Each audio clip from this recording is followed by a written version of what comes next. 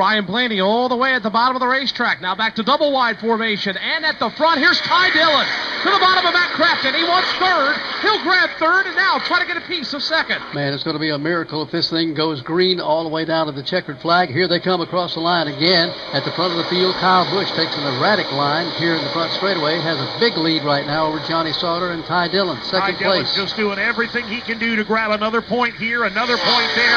Hope it'll be enough to overhaul James Busher. Dillon to the bottom. He wants second place. Side by side for second. Here's Dillon to the inside. Sauter has the advantage of the outside line, but Dillon will cut his truck to the bottom. Now McCrafton tries to go 3 wide up the middle, but Dillon now will slide across Sauter and take that second now, spot. This has big-time championship implications. Ty Dillon at this moment only 2 points behind James Busher. The championship chase, matter of fact, cut back to 1 as he's moved to second. But the challenge is not over yet. He is under the gun. To the inside, Kyle Larson. Lower still, a couple of other trucks. There's 3 wide for a moment off 2. While at the same time, James Busher almost is about to lose a point because Timothy Peters is trying to follow him.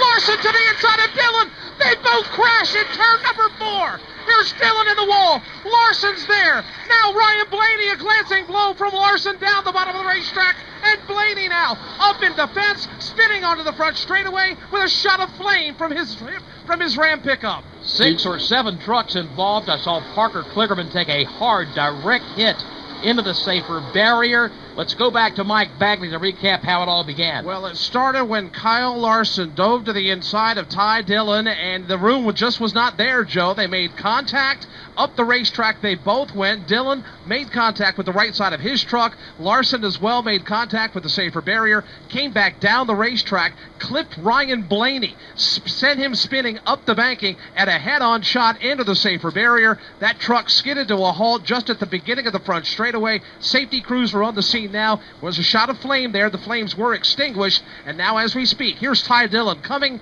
right now off the end of the back straightaway to the inside of the racetrack to pit road, and a lot of damage on that Chevy Silverado. His championship hopes are done here tonight in Homestead. And he had just moved into the second spot, Barney. I mentioned the fact that he had closed in to within 1 point of championship leader James Busher, and you heard Mike Bagley describe the fact that Busher was about to lose another spot on the racetrack.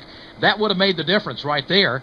But instead, here is Ty Dillon bringing his damaged Chevy down the pit lane to the attention of his crew, while other trucks are scattered up there in turns 3 and 4. Let's go to Alex Hayden. And Ty Dillon's a heavily damaged right side of that black and orange Bass Pro Shops Chevrolet, and the team unable to work on the truck right now.